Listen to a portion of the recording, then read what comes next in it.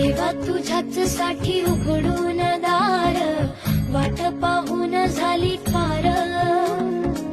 चिंता हरून देवा थकला असणार, दे माझ्या खांद्यावर भार.